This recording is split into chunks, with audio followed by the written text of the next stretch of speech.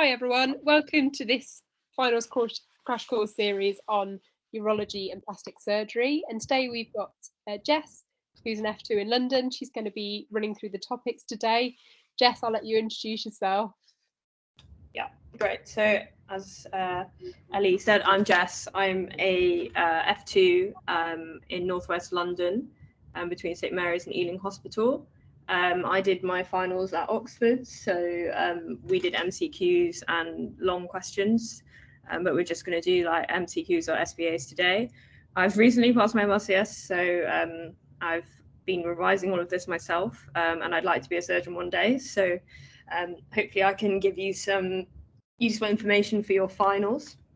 So these are the topics in general that I'm going to cover. I'm not going to cover all of them, but if you're like looking to structure your revision, these are probably all the areas that you would like to tick off, but you might have a syllabus anyway for your own course. Please feel free to put any questions in the chat. I've got it up on my phone, and I'll try and answer them either at the end or during, depending on the question. Just a quick disclaimer. So obviously I've tried to cover as much as I can in these slides, but it might not cover everything. So please just make sure you look at your own syllabuses for finals revision. And finals vary, I think, still. So these might be more difficult, less difficult than what you're expected to do. I've written these SBAs, so please don't copy them, use them elsewhere or sell them. But I'm obviously more than happy for you to have the slides at the end. I don't have any conflicts of interest. And just for some general revision advice, so when I was revising for my finals, the Oxford Clinical Handbook of Medicine was probably the most useful thing, but Teach Me Surgery is actually really good as well, and I really recommend it. And they have little questions on the side as well that you can do. And then PassMed is a useful question bank, and I don't think it costs too much, and it's just good to just do lots and lots of questions and get used to doing questions, and yeah, go from there. So the first thing we're going to cover is some urology questions. So I'll start with SBAs, and then we'll go through some explanations. If you want to put your answers into the chat, I'll just give you a little while to think about it, and then we will discuss afterwards. So the first SBA is a 35-year-old man presents with a one-day history of right-sided abdominal pain. He describes it as sharp, intermittent in nature, and radiating from his flank to his groin. His blood's unremarkable, but his urine dip shows there's blood in his urine. What do you think is the most likely diagnosis? Put it in the chat or just keep it to yourself. I don't mind.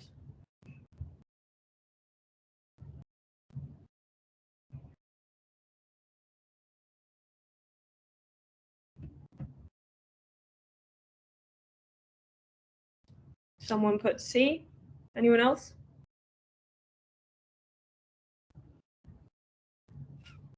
Someone thumbs up the C. I like that. Okay, great. The answer is C, renal colic. I mean, the fact that it's urology maybe narrowed it down from B, C, and D. You won't have that privilege in finals, but yeah. So basically, renal colic. So colic kind of means intermittent pain, and classically, renal colic is described as loin to groin pain. It's very sharp. It's sometimes described as worse than pregnancy, although having asked my mum, who's personally experienced both, she said pregnancy was worse because it lasted longer. So take it with a pinch of salt, but it's generally severe pain, loin to groin. It comes and goes. Your bloods can be abnormal or normal, but often the most common finding is blood in the urine, and that would prompt you to do some further investigations. So the next question, patient presents with severe loin to groin pain, CTKUB is performed, demonstrates a horseshoe calculus in right pelvis, not ureter, sorry. Infection with which organism is most likely to be associated with this presentation?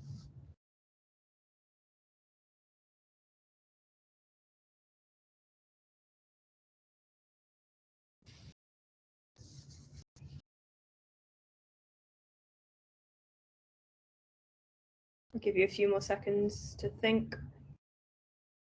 B, anyone else?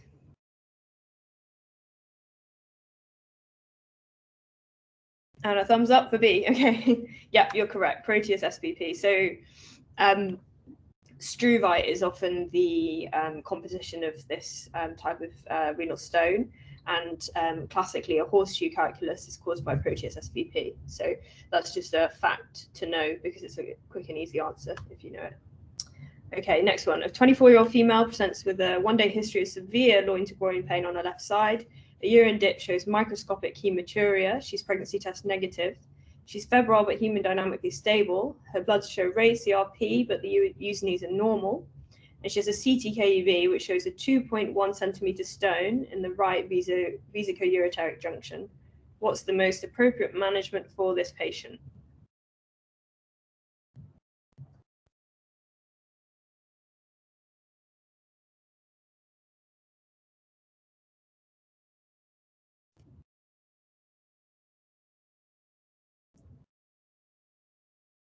Last chance.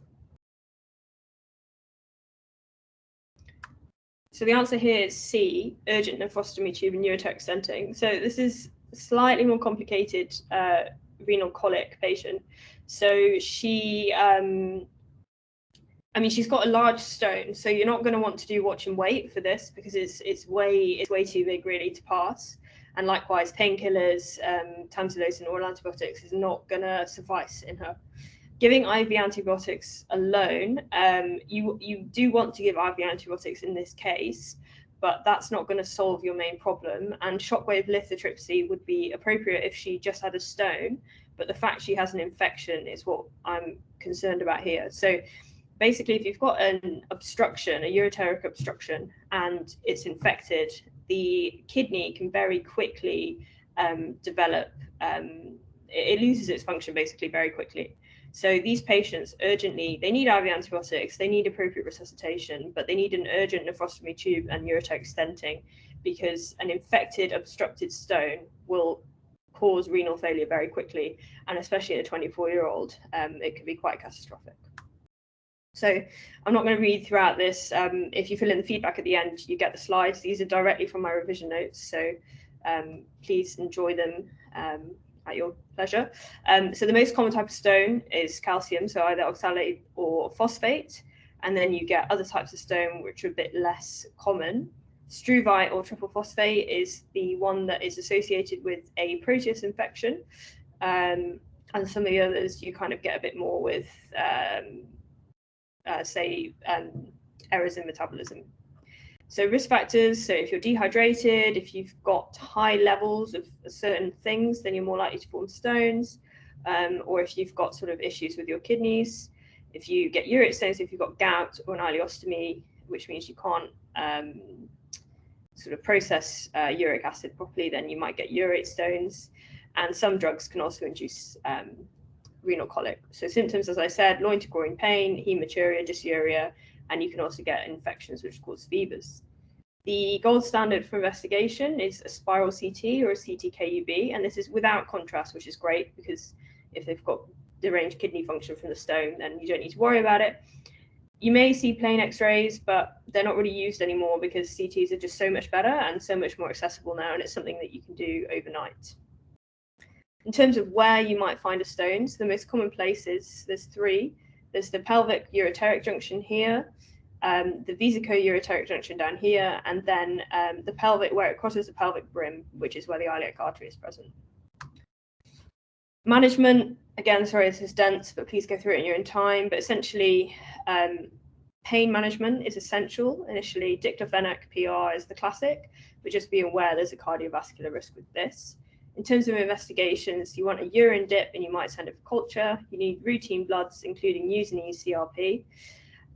Pregnancy test is essential in any surgical patients with a childbearing potential. And you might want to do a clotting if you may need to do any percutaneous IR intervention. It's worth also noting that if a patient's got stones and you just want expectant management, you would tell them to get a sieve and collect the stone in a sieve so you can process it, find out what the stone is made of, because that might direct your later investigations. When it comes to management, so if they're less than 5 mil, they usually just pass on their own. So just make sure they've got painkillers. The exception with any stone is if there's obstruction or infection. That's a surgical emergency, and that's where you need a tube insertion and a stent. If it's more than 5 millimeters, you need to start going towards sort of doing other management. So you might try expulsing it with something like tamsulosin or nifedipine. And then if it's getting large, and you can then do shockwave lithotripsy, which is basically when you ping like ultrasound waves outside of the body, and they break up the stone and then they pass it. So again, they need painkillers and so on. In pregnant patients and certain other patients, you don't want to do lithotripsy, so there are other options. And then finally, if it's bigger, you're going to want to go and do a percutaneous nephrolithotomy. So it's worth just knowing the sort of sizes, just to be aware. Finally, prevention. This is probably more when your doctor's like giving advice. So diet changes, fluids, and medications to control high or low levels of things. I'll answer your question at the end there. So we'll move on to the next SBA. So 6-year-old male presents 2 hours following collision during a rugby match with severe testicular pain. The right testis is elevated relative to the left, and it's too tender to be properly palpated or examined. No past medical history, no previous swelling or mass in the testis. Given the most likely diagnosis, what would be your most appropriate next step? If anyone wants to quickly give a suggestion.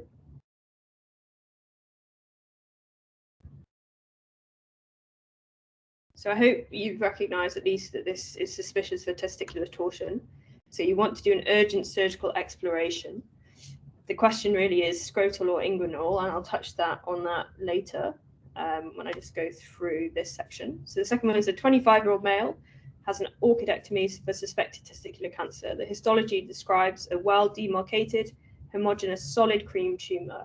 What is the most likely diagnosis? Again, if anyone wants to put it on the chat.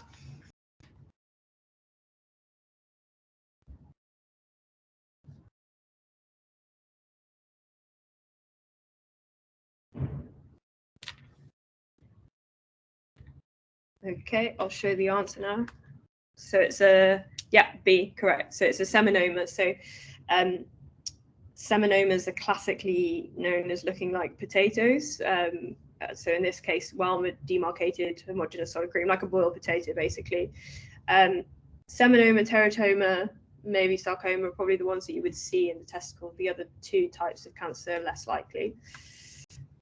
Okay, so moving on to scrotal masses now. So when you're examining a scrotal mass, there are 3 main questions that you want to ask. Firstly, can you get above it? Secondly, is it separate or is it part of the testis? And does it feel cystic or solid? And this will help you just determine the differential, because there's actually quite a lot of things that a scrotal mass could be. So again, I'm not going to talk through all of this. This is for your notes later on. But these are some of the things that you might find with a scrotal mass. So cyst, you know, not that big of a deal really. Hydroceles, they can either present like in pediatrics or later on in life. One thing to note with a hydrocele is you just need to be aware that there's a risk that it could be related to a malignancy. So on the left side, the gonadal vein basically can be compressed, and then you can get a hydrocele if you get a renal tumour. So it's worth just being aware that hydroceles could indicate a tumour, or they could just be benign. Hematocele is blood, varicocele is dilated veins, and then epididymoorchitis, maybe an STI or another infection. So testicular tumours, so often they affect younger males actually. And as I mentioned, so seminoma is one type and it looks like a potato, and it's the most common type of tumour. Then there's the non-seminomatous germ cell tumours. They affect generally slightly younger population, and there's a number of types. And then you get mixed germ cell and lymphoma. So they usually present with a painless lump, but sometimes you can get it after a hydrocele or other reasons, and you may find lymph nodes, and a lot of them do present late, and so you do get metastases, and that's why it's always important to encourage regular examination in males. Risk factors are undescended testes, because basically the scrotum is cooler than the inside of the abdomen, and the higher temperature increases your risk of sort of dysplastic development of the cells. And then family history, and if they've had a tumour in the other testicle, they're more likely to have it on that side. In terms of investigations, ultrasound is probably where you'd start, an excision biopsy. Chest X-ray CT is more for staging and looking for any metastatic disease. And there's a few tumour markers to be aware of, so alpha-fetoprotein, beta-HCG, LDH, and interestingly, you look at them before and during treatment because they can basically prognosticate, or you can see progression. Treatment is orchidectomy.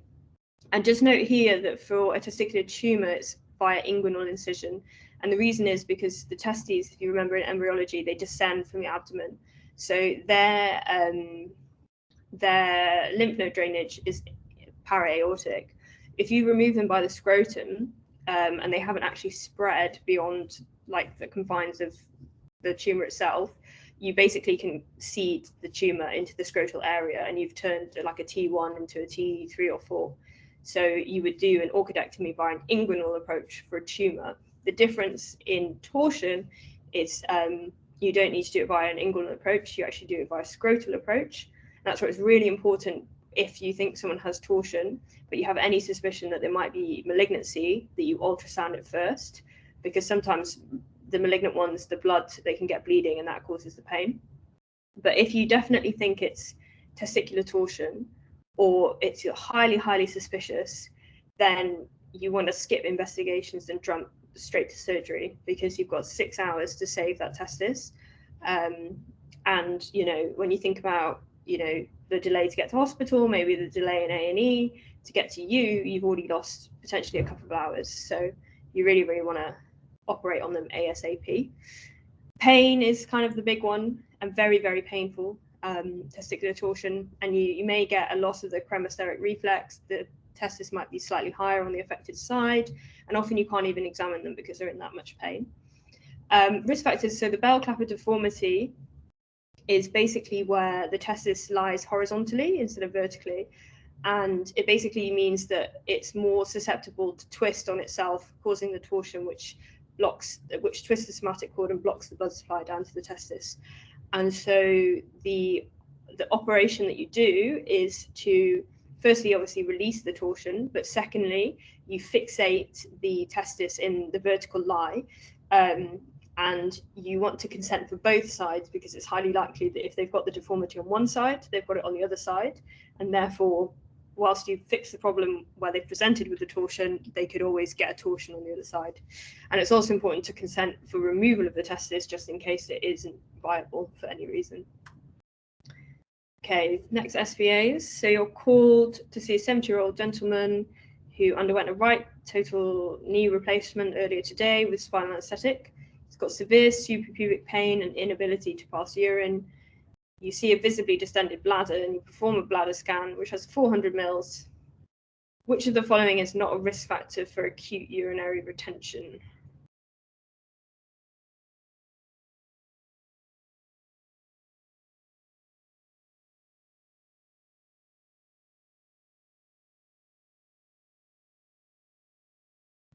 Okay, it's D, immobility. So men are more likely to have retention essentially because of B, prostatic disease. Spinal anesthetic, you can lose the function of your bladder briefly. And age, again, if you're older, you're more likely to kind of have issues with your continence, and therefore more likely to go into retention. A 62-year-old gentleman with multiple sclerosis presents with inability to pass urine. He describes increasing difficulty in passing urine over the last couple of months, and now has not passed anything in the last 16 hours. His abdomen is distended but painless. A bladder scan is performed showing 1.2 litres of urine. What's the best management approach in this patient?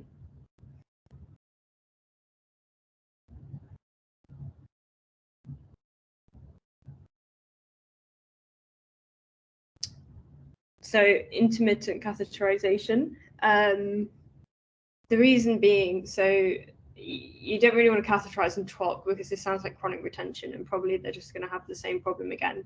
A suprapubic catheter would work, but you don't want to jump to that straight away. Tamsulosin and finasteride is not going to work in this case. It's likely the MS, so a neurological cause for retention rather than prostatic.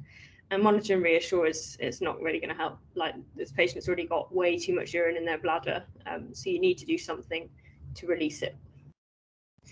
So urinary retention. So basically acute, this is when they suddenly become able to pass urine. It's the most common urological emergency, and certainly as foundation doctors, you will be called to catheterize, especially if you do a surgical job. I'm sure you'll catheterize many men in your 4 months, because it happens quite a lot, actually. Or maybe I'm just unlucky, but it presents as not being able to pass urine. They're often in a lot of pain. Sometimes you can get overflowing continence, so just because someone has passed urine doesn't mean they've actively done it. And a palpable distended bladder. It's worth being aware that you might need to do a neurological exam depending on the presentation. So if they've come in with like cauda equina, spinal injury, that may be why it's happened. So you just need to make sure you're aware of what might be causing the retention and make sure that you do any other investigations as appropriate. The causes I've listed there, feel free to look at them in your own time, but prostate issues is the most common cause, hence men are more likely to get it, but you can see it in young men as well. So management, you want to do a bladder scan, but if the bladder scan, don't 100% trust it. If clinically they've got a distended bladder, they're in a lot of pain, it's worth catheterizing them, because then you can see the amount of urine that comes out, and that will help you determine as well if they've actually been in retention. So the volumes, less than 200, less likely, more than 400, leave the catheter in. And again, then you just need to consider what's the underlying cause, and you also need to consider, did any damage happen because of the retention, you know, and do we need to do anything else, like is the kidney obstructed, or so on and so forth. For chronic, this often happens over a couple of months to years, and it's the inability to empty the bladder completely. Usually it's over a litre of urine that you actually find post-void. And again, most common is BPH, but there's other causes, including neurological. It's important to do a post-void bladder scan to see if they're retaining urine, routine bloods, and if it's high pressure retention, so that means there's sort of, you need to do an ultrasound scan basically to look for hydronephrosis, so any damage to the rest of the renal tract. Treatment, start with intermittent catheterizations, and then you move to an indwelling catheter. The reason not to do an indwelling is the risk of infection. You can then move on to things like suprapubic, especially if they've got strictures or issues with catheterization directly through the urethra. There are some drugs as well that you can use, but generally catheterization is the thing to do.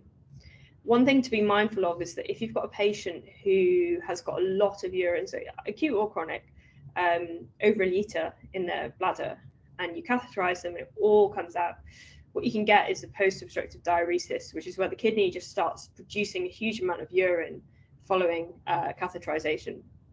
You need to be really mindful of this, because the patient can then develop an AKI, and so you need to ensure that you give them adequate fluids and check their electrolytes and make sure you replace them as appropriate. Okay, SVA, this is a quick one. BPH affects which region of the prostate gland?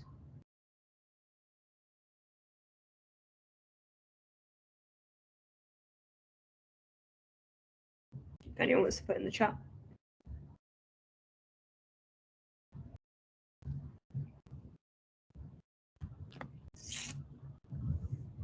A, anyone else?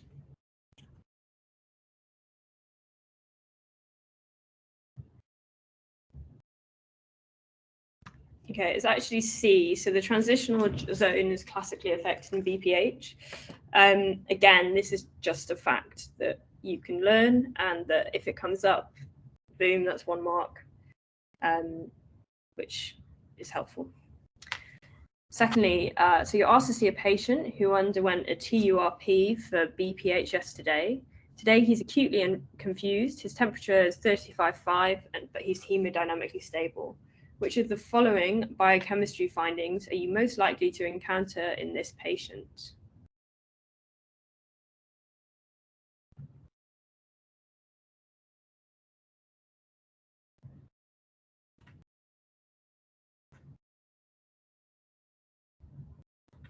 C. Nice. Yeah, so you're correct. So what this patient is experiencing is TURP syndrome, which can happen secondary to having a TURP, surprise, surprise. Features are acute confusion, hypothermia, derangement of their BMs, and hyponatremia. Management is essentially conservative, but you need to make sure that you do manage them so that they don't become acutely unwell. So, information. So BPH typically affects the transitional zone. Your classic symptoms are your LUTs, and if you've got OSCEs, this is quite a good one that can come up in the exam. So make sure you remember these and ask them about their lower urinary tract symptoms. In terms of investigations, so it's important as well to assess how much their quality of life is affected by BPH. It's extremely common in older men, and so you need to sort of delineate whether it's something that's causing them a lot of issue, or, you know, getting up once in the night to go to the toilet is actually not too bad. You need to do a PSA, which is related to the possibility that it might be a carcinoma rather than a benign pathology, and make sure you do that before you do a PR exam, because the PR exam is something that can cause a raised PSA. And then often they have like one-stop shops now in urology where, you know, you do a urine sample, they take some blood, post-void bladder scan, they might do some urodynamics to get your flow. And then if there's any sort of suspicion of malignancy, then you're going towards the transrectal ultrasound, plus minus biopsy, and MRI. In terms of treatment, there's the simple things: don't drink caffeine and alcohol late, sort of change how you empty your bladder, and don't use diuretics, so don't stimulate needing to pass urine even more. But often the next step is tamsulosin and finasteride, or alpha blocker plus 5-alpha reductase inhibitor. Tamsulosin is a quick fix, but finasteride is kind of more effective because it actually reduces the prostate size, but you need to tell someone it's going to take a couple of months.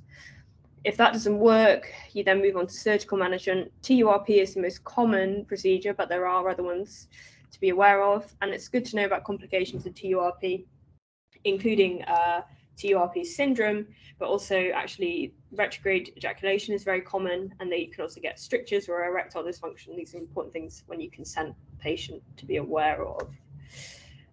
Carcinoma of the prostate classically affects the peripheral zone, and that's actually why you can often feel it when you do a DRE, and it feels craggy and irregular.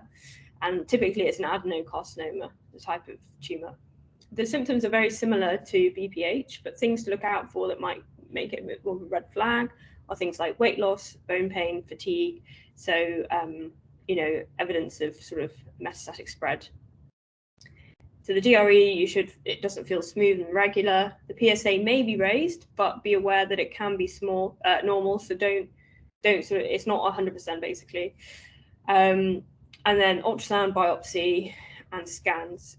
The MRI is actually increasingly becoming an investigation before a biopsy. The biopsy, if you've ever seen them, it's quite unpleasant. And actually now there's a criteria called PRADS criteria, which looking at MRI stratifies how likely it is that it's a carcinoma rather than a benign process. If you score 3 out of 5 or above, then you go to biopsy now. And then finally, when you are looking at the carcinoma itself, the Gleason score is sort of the prognosticating grade. Well, it grades your tumor. Management, please look at this in your own time, but essentially it depends on patient factors. You know, how well are they? How spread is the tumor? Whether you go for a prostatectomy or a more palliative or hormonal approach, but there's a number of different ways to approach it. Okay, a 55-year-old female presents with recurrent UTIs, 5 over the past couple of months. She's concerned they're affecting her quality of life and has noticed she's become increasingly fatigued. Her past medical history includes hypothyroid, hypercholesterolemia. She smokes 10 cigarettes a day and has done so since her 20s and drinks alcohol socially. You perform a urine dip, which shows blood, leukocytes, and nitrites. What's the most appropriate management of this patient?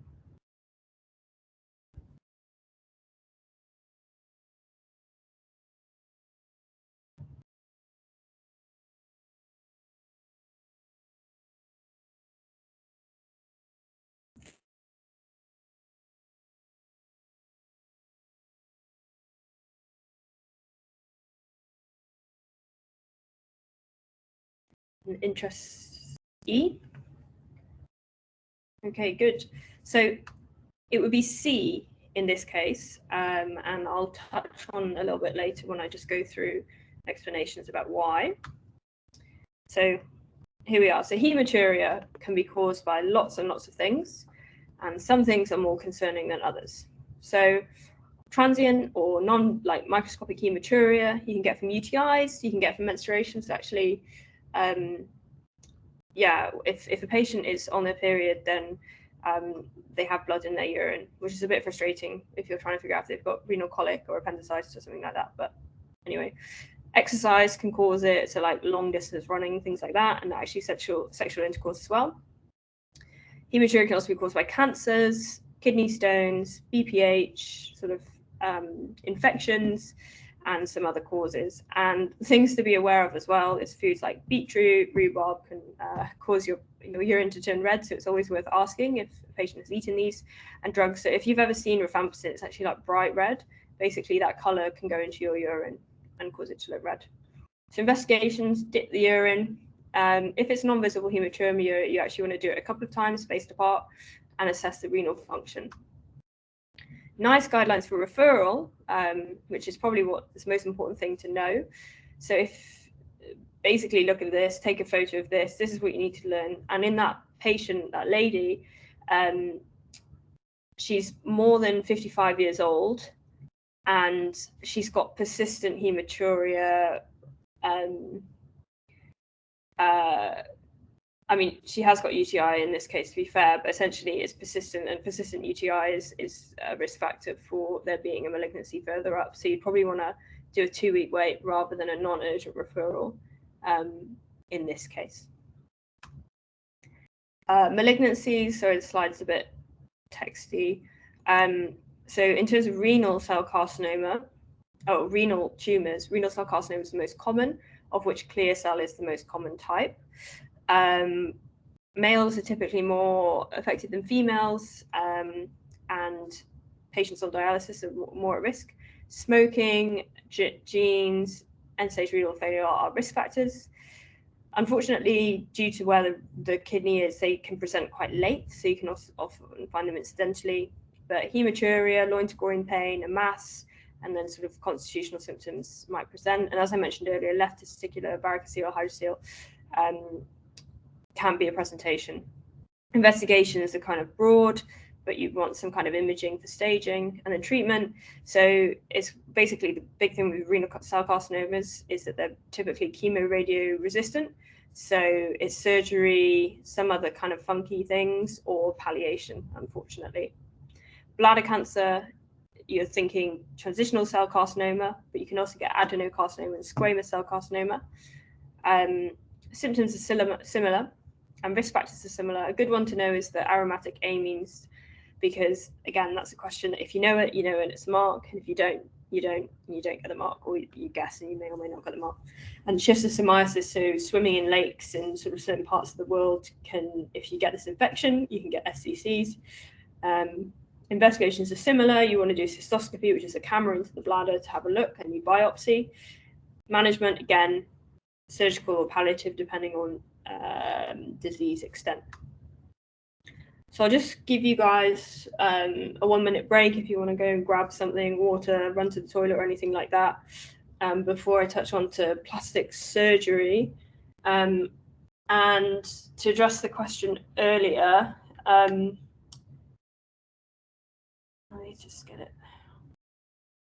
So I'm not actually sure what the diclofenac cardiovascular risk. I think there's been quite a few studies recently about sort of NSAIDs and their risk, general risk actually in cardiovascular disease, like big trials looking at large cohorts of patients. And in general, you want to be mindful of use of NSAIDs in patients with cardiovascular disease, but actually, I mean, we still use them quite a lot in general. We probably use them more than we should. But yeah, I'm not sure if they've narrowed down the exact mechanism, which is why they're concerned, or whether it's more an observational thing at the moment. Cool. If anyone else has any questions, please let me know. And and we'll move on to plastic surgery now. So the first SPA, a 45-year-old male is brought to A&E after sustaining significant burns to his right arm and anterior chest following a house fire. He weighs 75 kilograms. As part of your A to E assessment of this patient, he will require fluid resuscitation. Which of the following is the most appropriate fluid resuscitation regimen within the first 24 hours of admission?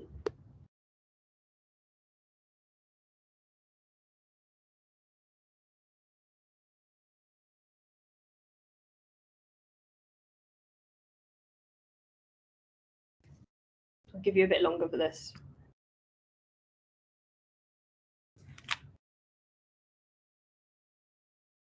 If anyone wants to give it a stab, go for it.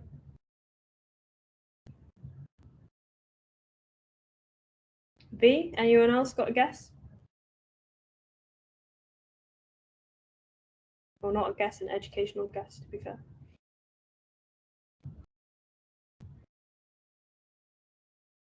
Another B? Okay. Yeah, you are correct. So, or you're correct according to textbooks. So basically, this is addressing the Parkland formula, which I'll touch on a bit later. But essentially, you want to calculate the total burn surface area.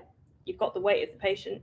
Multiply those two things by 4, and that's the total volume that you need to give in 24 hours. In this case, 8,100 mils.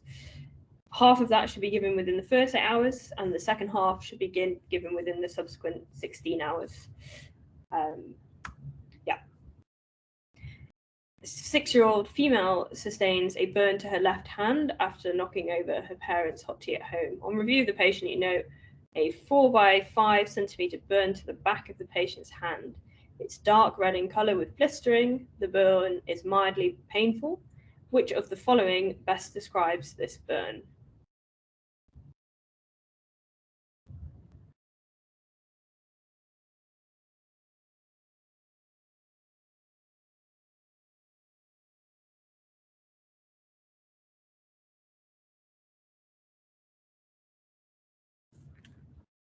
Last chance.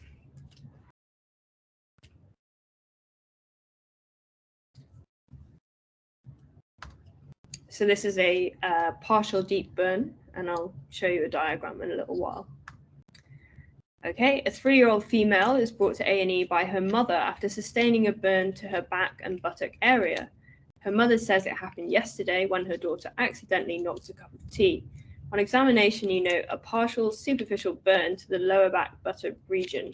Total surface burn area is 4%. What is the most appropriate management of this patient?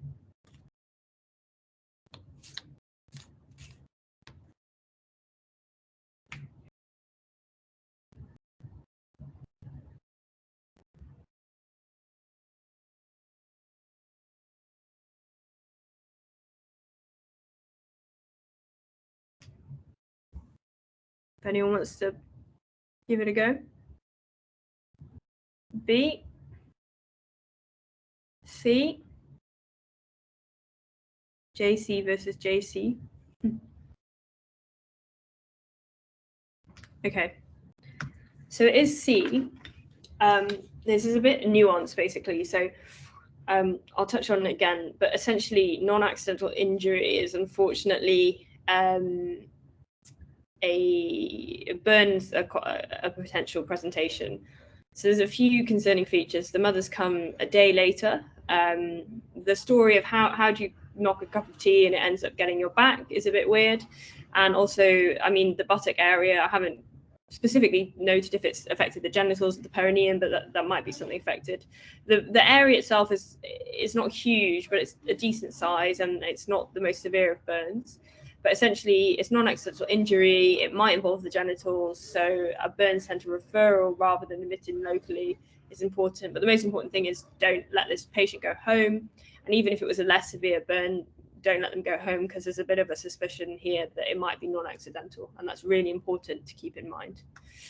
So burns. So in terms of why burns are bad, you lose function of the skin, which is essential. So you can lose fluids, you can't keep your temperature, and you risk getting infection. Then also the injured tissue itself causes a systemic inflammatory response, which can cause further issues. In terms of first aid, if you were with someone who got a burn, you want to remove the source where possible, cool the burn, so run it under cold water for 20 minutes, and wrap it in cling film because it reduces pain and reduces fluid loss. When taking a history, you need a detailed history of what actually has caused the burn, what first aid has been done so far. You need to be aware of where the burn happened, because again, this is going to get into your risk stratification when you're thinking about where this burn needs to be managed. Have they got any other injuries, and are there any suspicions of non-accidental injury? Examination is ABCDE, kind of ATLS. You want to know how bad the burn is, how far it extends, are there any special sites, are there circumferential burns, and are you worried about an inhalational injury? So burn thickness, so superficial, painful, no blistering, doesn't scar. Then you've got partial, and you can either have like a superficial partial or a deep partial. Superficial partials are usually a bit lighter in color, they're more painful, whereas darker or deeper red, and they're typically a bit less painful, both blister. And then full thickness, they're dry, they can be black or white, they're often insensate because you basically burn all the nerves that can transmit pain. And they're very high risk of infection. And then a fourth degree is you've gone down into muscle and bone. When assessing a patient with burns, there's a few charts that you can use. So the first one here, A, is the rule of nines, which is essentially what we did for the Parkland formula. So it's good to know this because you might need to calculate total burn surface area. It'll be a tough question, but they might ask you it. And essentially, you divide the body into nines, a multiple of nines, and from that you can calculate the total burn surface area. B is the London Browder diagram, and they have these for adults and pediatric patients, and it's slightly more accurate probably.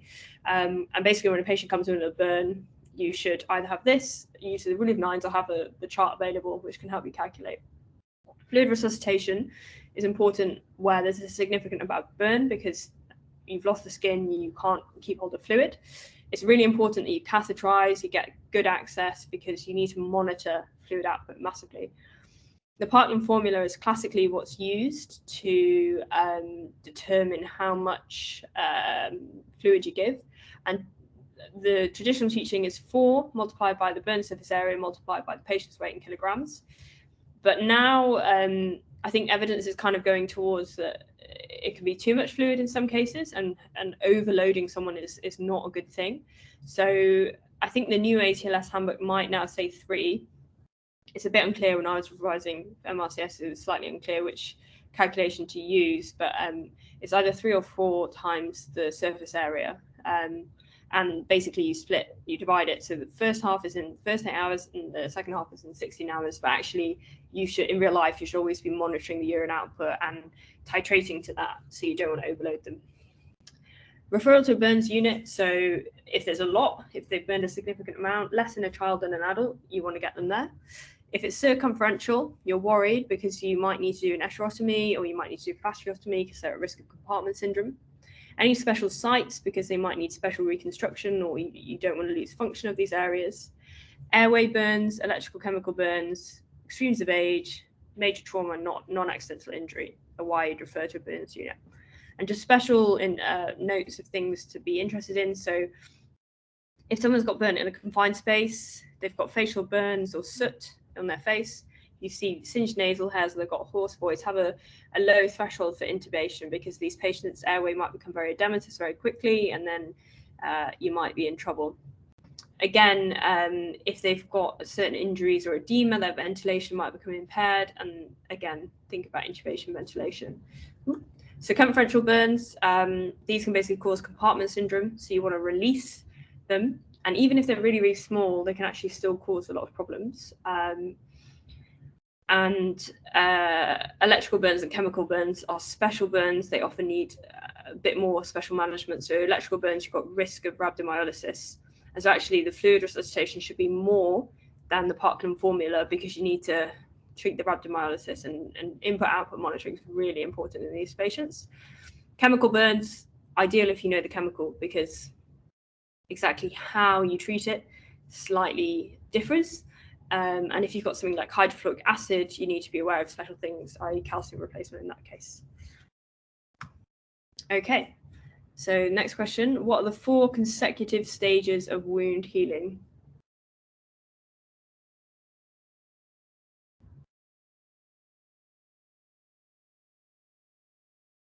Anyone wants to give it a go? B? Anyone else?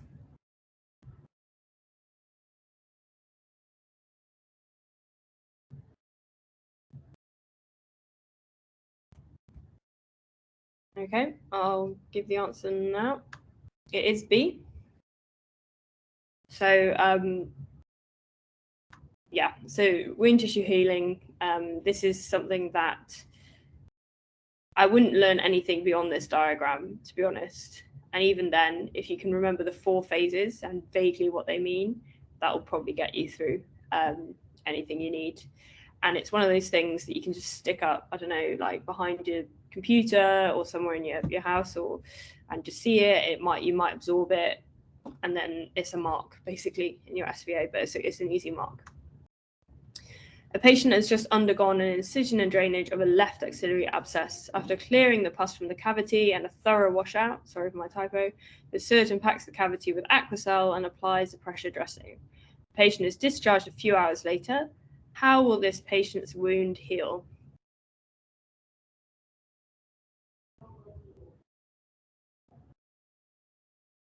A? Anyone else? Or B?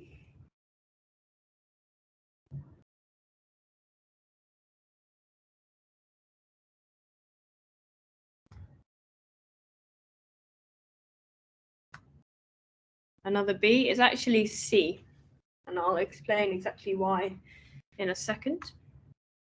So, primary wound healing by primary intention, or primary wound healing, is where the dermis, or the epidermis dermis layers are opposed.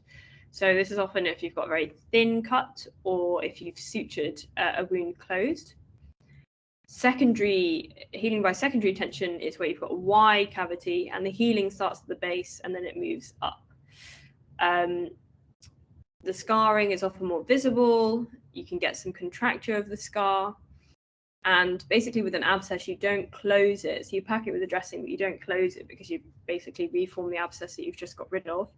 And so it closes by secondary intention. And often they need multiple dressing changes and wound reviews in the community before it heals fully.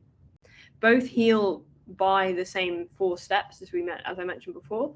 But one thing to be aware of is myofibroblasts play a very important role in the secondary closure because they contract the wound. So they bring it closer together to aid in healing. Okay, you're asked to see a patient who has presented 10 days following a right hemicolectomy for Crohn's disease. She's noticed some malodorous oozing from her scar site. You suspect wound dehiscence. Which of the following is not a risk factor for wound dehiscence?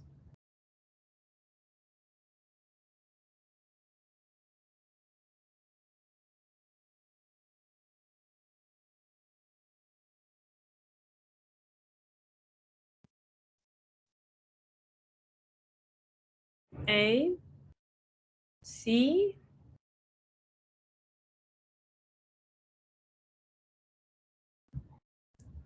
so it's C. So wound healing. So dehiscence is essentially like complete breakdown of a wound.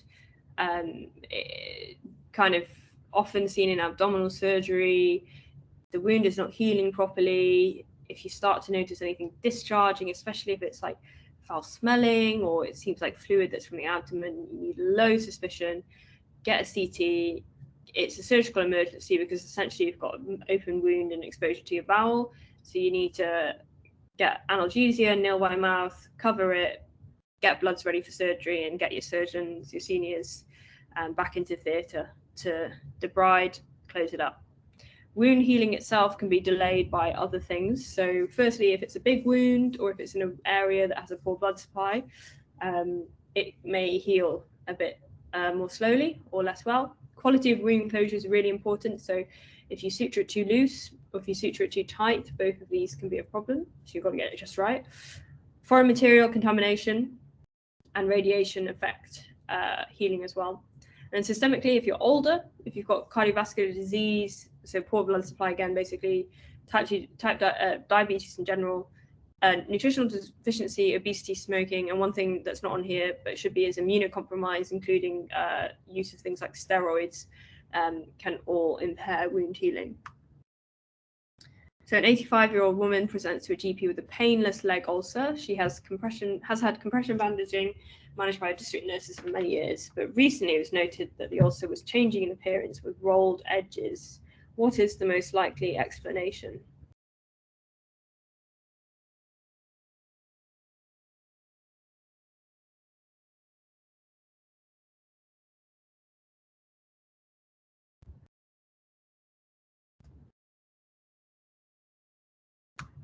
So the answer is a Marjolin's ulcer or squamous cell carcinoma. Okay, a 64-year-old male presents to his GP with a painful lesion on his left greater toe. He's recently been started on antihypertensive and statin following a routine checkup. His HbA1c is 42. On examination, the lesion is punched out and irregular in shape. The posterior tibial pulse is palpable, however, dorsalis pedis is difficult to feel. The left foot is cold to touch. The calf is hairless compared with the proximal leg, and you decide to do an ankle brachial pressure index. Which value would you most likely suspect in this patient?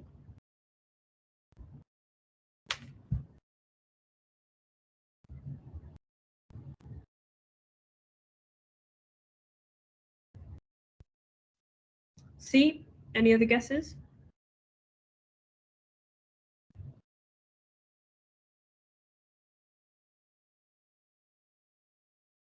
So the answer B. Okay, so it's a bit tricky, this one. So it's not going to be greater than 1.4. That implies calcified vessels in diabetes, but this guy's HbA1c is not remarkable.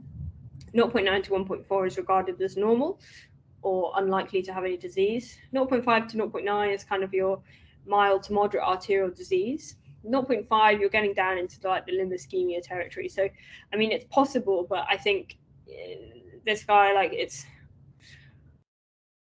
you could, yeah, I think I was hopefully trying to sell it as, you know, he's got arterial disease, but it's not terrible. Less than 3 is critical limb ischemia. So this would be, his whole leg would be extremely painful and mottled in that case. So that would be way too severe for this patient. So leg ulcers, this is a really nice diagram that I found on the New England Journal of Medicine. And it really nicely summarizes the different types of ulcers and other features that you might see. Very useful to learn. Usually comes up in some way in finals, and yeah, and in life it's just a useful thing actually to know, because ulcers are very, very common. Marjolin's ulcer, just to touch on that, it's basically where you have a chronic wound of some form, and it develops a squamous cell carcinoma. And it's worth just being aware that if you've got ulcer that suddenly changes or becomes a bit more like funny looking, it might be a Marjolin's ulcer. Okay, we're almost there. A 35-year-old African woman presents to her GP following a recent C-section. She has noticed her scar has enlarged in size and now extends beyond the original wound line. What is the most likely diagnosis? C. Anyone else?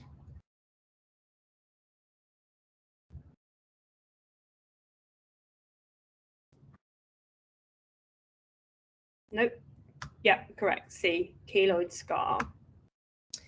Next question. What is the tensile strength of a scar compared with normal skin following complete wound healing?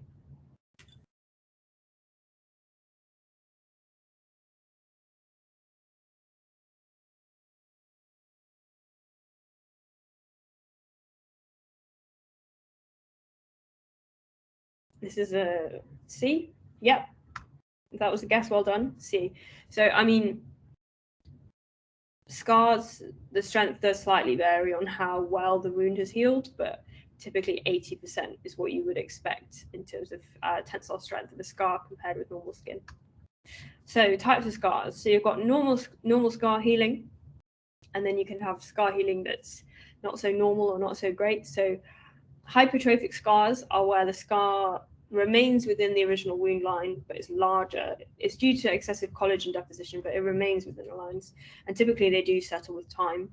Keloid scars are specifically where the scar extends beyond the original wound line, and they can be quite debilitating and quite challenging to manage. And they also can be painful and itchy for the patient. In terms of risk factors, I think age 10 to 20, it's quite common. Patients with darker skin and genetic susceptibility. And if someone's got it once, they're more likely to get it again. In terms of management, you might think chop it off. But the thing is that if they've already scarred once, if you chop it off, they might just develop a keloid scar again. So management is often with topical agents, including steroid therapy actually, and radiotherapy. Atrophic scars are when you get like scars that have dips in them. And they can be due to loss of underlying fat, and often they come with things like acne or chickenpox. And finally, contracture scars, which are not on this diagram. It's basically where where the original size of the wound, the scar is smaller in size, it's contracted, and you get skin shrinkage, and sometimes you get tightness and restriction of movement. And it's often a problem that patients who have significant burns encounter. Okay, 33-year-old female recently underwent a bilateral mastectomy for prevention of breast cancer following identification of the BRCA1 gene. She's in clinic today to discuss breast reconstructive options. She agrees on having a DIEP procedure, which the surgeon explains is the transfer of a resected section of abdominal skin and fat to recreate the breasts, with anastomosis of a perforated vessel to the internal mammary artery. What type of procedure is this?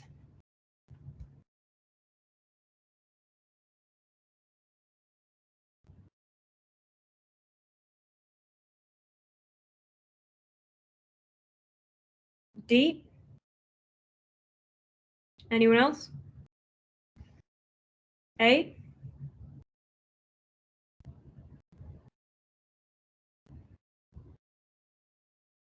Okay, D is correct. It's a free flap, and I'll explain why now. So skin grafts and flap. This is a bit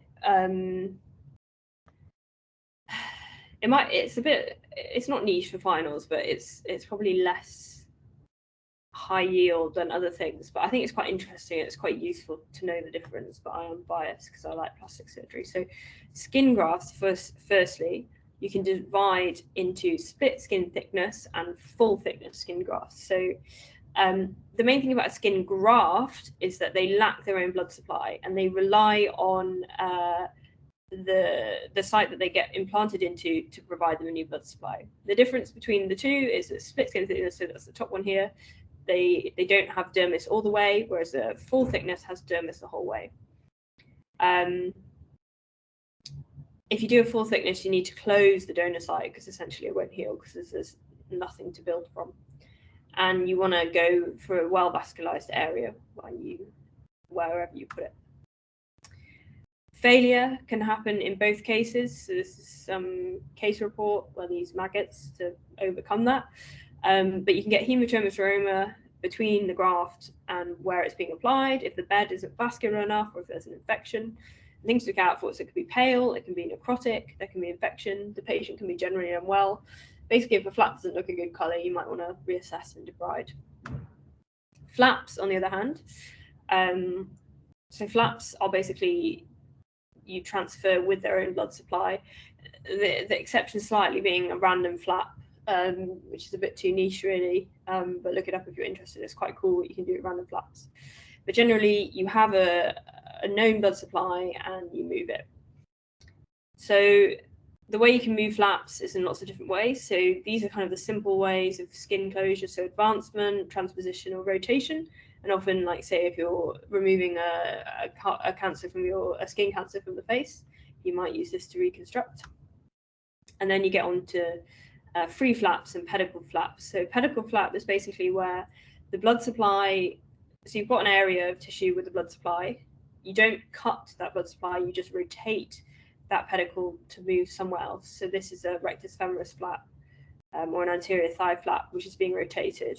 A free flap is when you completely chop off so you get your area of tissue, you chop off the blood supply, and you physically move that piece of skin from one area to the other. So this diagram at the top here is a diep.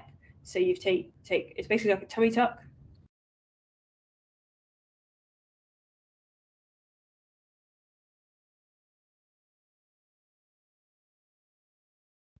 Interested in surgery. So that's all from me. That was a very quick tour, and I understand obviously didn't cover everything because it would take a bit longer than an hour. If you scan the QR code, you should get a feedback form, and if you fill out the feedback form, you can get access to my slides, which all that dense information includes basically my finals revision notes. So please feel free to take them. If you want to get in touch with me, you can go via my email, via Twitter, or people like LinkedIn these days. So please, please feel free to contact me as required. And I think we'll pop a link. Yeah, I've just got the link now. Thanks so much, everybody, for all your answers. We'd really appreciate it if you could fill out our feedback form. The link's just there, or I'm just popping the link again in the chat now. It's really useful to us for future sessions as well.